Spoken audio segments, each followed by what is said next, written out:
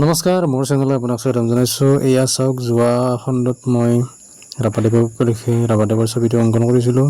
ছেটিংখিনি সম্পূৰ্ণ হোৱা নাছিল। এই ভিডিঅ'টিত আপোনালোকক ছেটিংখিনি সম্পূৰ্ণ কৰি দেখুৱাম।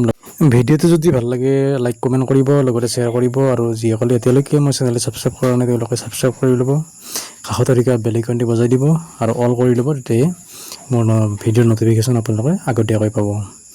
এয়া চাওক, মই 12B পেঞ্চিলেৰে ছেডিং কৰি আছোঁ। আউটলাইনত 12B পেঞ্চিল।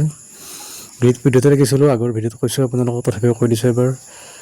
গ্ৰীড পদ্ধতিটো এটা সুন্দৰ পদ্ধতি। এইটো আপোনাৰ প্ৰথমতে যিটো চাৰিকোণীয়াকৈ স্কুৱেৰ হিচাপত এনেকৈ আঁকিব পাৰি, তাৰপিছত স্কুৱেৰটো আপোনাৰ এনেকৈ পূৰণ চিন অৰ্থাৎ ক্ৰছ চিনেৰে সেইধৰণে, বিশেষকৈ মানুহৰ ছবি আগতে এই ক্ৰছ চিনটো ব্যৱহাৰ কৰিব লাগে। গ্ৰীড পদ্ধতিৰ যিটো ক্ৰছ, যিটো মানে কটাকটি ৰেখা, এই তিনিকোণীয়া আকৃতিকে মই যিটো দেখি আছে আপোনালোকে, মই মুচি দিয়া নাই বাৰু।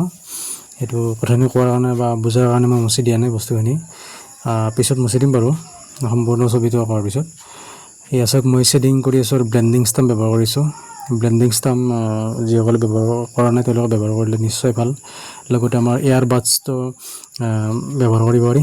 আমাৰ যিটো কাণ যিটো খজোৱা দুফালে তোলা থাকে যে এয়াৰ বাডছ, কাণশালা বুলি কয়, কাণশালাৰে ব্যৱহাৰ কৰিব পাৰি। আৰু এইটো কি বুলি কয়, টিচু পেপাৰো ব্যৱহাৰ কৰিব। লগতে ব্লেণ্ডিং ষ্টাম্পে এই ধৰণে বিভিন্ন বস্তু ব্যৱহাৰ কৰি আমি ছেডিংখিনি সুন্দৰভাৱে আমি ব্লেণ্ডিং কৰিব পাৰোঁ, ধুনীয়াকৈ ঘঁহিব পাৰোঁ সুন্দৰভাৱে। এটা আমি মানুহৰ হওক বা যিকোনো ছবিৰ আকৃতি এটা সুন্দৰভাৱে দিব পাৰোঁ।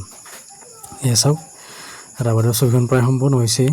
আৰু এটা বিশেষ কথা কওঁ যে মই আমাৰ যিটো কৰ্মশালাৰ এটা ভিডিঅ' বনাইছিলোঁ, সেই কৰ্মশালাৰ ভিডিঅ'টো এতিয়ালৈকে কোনো যোগাযোগ কৰা নাই বাৰু ইউটিউবৰ ফালৰ পৰা, কিন্তু ফেচবুকত মই দিওঁতে ফেচবুকৰ ফালৰ পৰা কিছু যোগাযোগ কৰিছে বাৰু।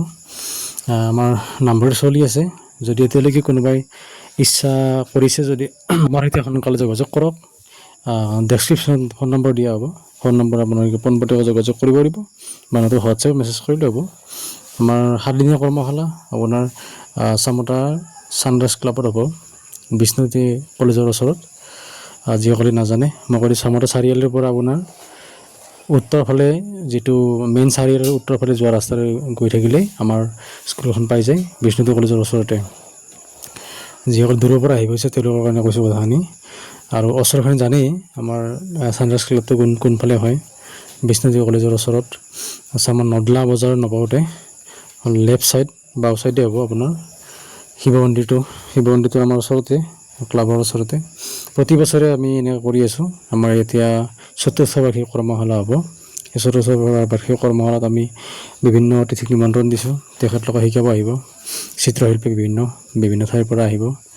লগতে আমাৰ প্ৰতিষ্ঠা দিৱস আহিল। প্ৰতিষ্ঠা দিৱস আপোনাৰ জানেই, মই আগৰ ভিডিঅ'টো কৈ দিছোঁ, 12 জুলাই ৰবিবাৰ হ'ব। আমাৰ এইবাৰ 10 বছৰ সম্পূৰ্ণ হ'ব, 11 বছৰত ভৰি দিব আমাৰ নটৰাজ কলাকেন্দ্ৰ যিখন আৰ্টৰ স্কুল। সেই স্কুলখনৰ যিটো জন্মত বিভিন্নজনৰ অৱদান আছে, সেই অৱদান অতুলনীয়, তেওঁলোকক ধন্যবাদ জনাইছোঁ।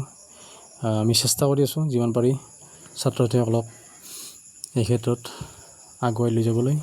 ধন্যবাদ, আজিলৈকে ইমানেই, আকৌ লগ পাম।